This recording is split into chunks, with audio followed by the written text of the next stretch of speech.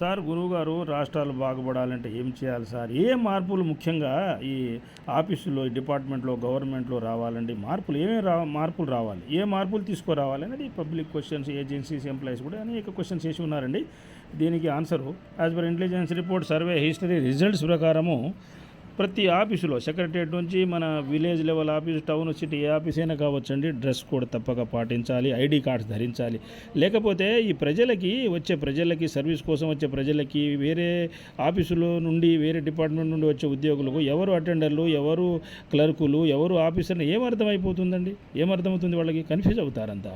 Dress code ఉండాలి, ID కార్డులు ధరించాలి. అలాగే అటెండెన్స్ కూడా 3 సార్లు తీసుకోవాలండి. ఉద్యోగులు తప్పించుకోరు. ప్రజలు ఎంత ఇబ్బంది పడతారండి? అవి ఎంత ఒక 4 రోజులు లేట్ అయితే ఎంత బాధ, వారం లేట్ అయితే ఎంత బాధ. కోర్టు కేసులు వస్తుంటాయి, ఆర్టీఐ నుంచి రిప్రజెంటేషన్లు వస్తుంటాయి. ఏది డిలే జరగకూడదు కదా. కొన్ని అర్జెన్సీ ఉంటాయి, అర్జెంట్ కేసులు కొన్ని ఉంటాయి, అర్జెంట్ రిఫరెన్స్లు కొన్ని ఉంటాయి. 10 గంటలకి, 3 గంటలకి, 5 గంటలకు హాజరు తీసుకోవాలి. బయోమెట్రిక్ సిస్టమ్ కూడా పెట్టాలి. 10:30 బదులు అన్ని ఆఫీసులు 10 గంటలకే టైమింగ్ పెట్టాలండి.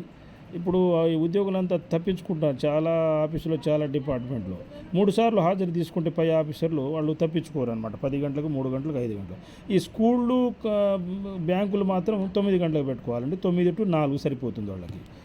అలాగే ఇంకొక అంశం, equal pay for equal cadres, equal rank అనేది కంపల్సరీ అండి.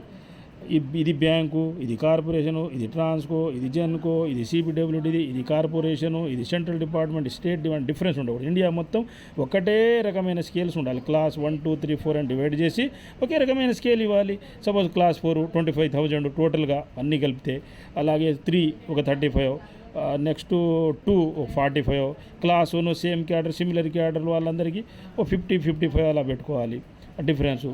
తర్వాత స్ట్రక్చర్ మాత్రం ఈక్వల్ క్యాడర్స్ మాత్రం ఇండియా మొత్తం ఒకే రకంగా ఉండాలి. అలాగే రాజకీయ నాయకుల శాలరీస్ కూడా ఇండియా మొత్తం ఒకే రకంగా ఉండాలి. డిఫరెన్స్ అనేది ఉండకూడదు. అప్పుడు గవర్నమెంట్కి లాస్ ఉండదు, ఈ ఎంప్లాయీస్లో కూడా డిఫరెన్స్ అనేది ఉండదు. ఆ ఫీలింగ్స్ ఏమి ఉండవు.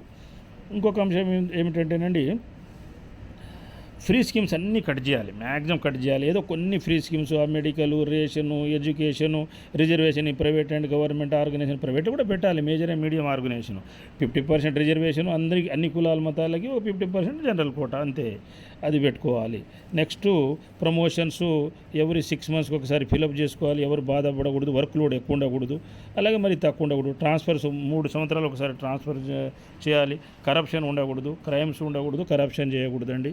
క్యాష్ కౌంటర్ అన్ని ఆఫీసులో పెట్టాలి. చెక్కులు రాని, డీడీ రాని, డబ్బులు ఏమైనా రాని రిచ్ స్టేట్స్గా మార్చాలండి. No crime state, no fraud స్టేట్గా మార్చాలి. ధనిక రాష్ట్రాలుగా మార్చాలి. ఈక్వల్ యూనిఫామ్ రూల్స్ ఉండాలి.